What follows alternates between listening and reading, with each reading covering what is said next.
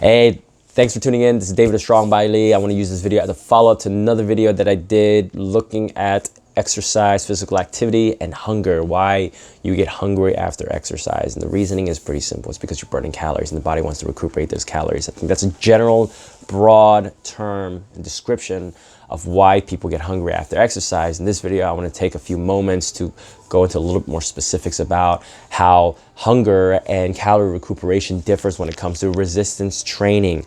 The bottom line is the body sees any physical activity as a stress being the operative term. It could be good stress or bad stress. And of course, you can always take a good thing to the extreme. You can always have too much of a good thing. So if you exercise too diligently, too consistently, too intensely, then the body will break down faster than its means to recover, and that's a problem. However, if you're doing resistance training or any sort of intense physical activity in an intelligent, progressive manner, then you will improve your fitness. You'll improve your cardiovascular fitness, your strength, your endurance, your athletic performance, and your agility, all those types of things. So when it comes to resistance training or where you're doing any sort of body weight stuff, calisthenics, external load, the calorie recuperation effect is a little bit more delayed versus if you were to run.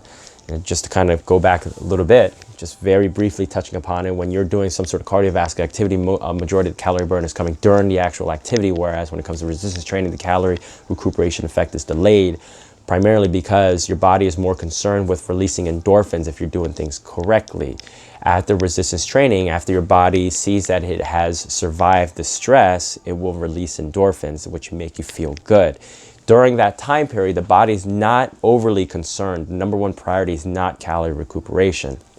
When you're doing resistance training correctly, you're getting that endorphin release. And then, of course, the essence of resistance training is to do micro stress, micro damage, micro tear to the muscle tissue in hopes of rebuilding it more resiliently, more strong, more pliable. It's not unlike demoing a house in order to make it a little bit better, to renovate the house. I know you don't always have to demo in order to renovate. You could just kind of build on top of that. And maybe there is some sort of physiological concept to just building on top of that too. But the essence is you breaking down in order to rebuild.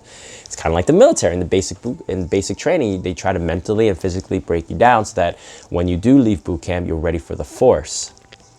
The force, it's not Star Wars, it's Air Force. Air Force. The concept is the same. You break down the muscle tissue to rebuild it through calories, through energy, namely proteins and carbohydrates. So you're going to get that delayed effect maybe 2-4 hours later. The problem is if you don't abate those calorie needs that demand the requirements, you're going to get even hungrier over time. I remember when I used to work with a few clients who have never really engaged in formal structured resistance training before. The way the primary vehicle of losing weight was cardio and calorie restriction. When they started resistance training and they started moving into appreciable weight territory, they started getting really, really hungry about 2 hours after resistance training, after the endorphin levels have leveled off and they're back to baseline. They felt like they want to rip the doors off the fridge, to quote one of my clients. And that's because the demands are different. The body wants to repair the muscles versus just recuperating the calories that it burned through a run. If you don't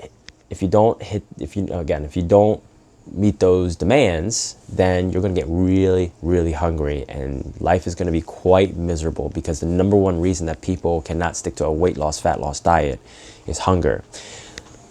In order to meet those hunger needs, make sure you increase your protein. Make sure you increase your carbohydrates. And try to do it intuitively. Small jumps here and there. Add a little bit here and there. Maybe add 1 ounce of protein or 20 grams of carbohydrates, and titrate your way up instead of just adding a huge plate of pasta because you're so hungry. Titrate up. Manage the hunger. It's okay to be a little bit hungry.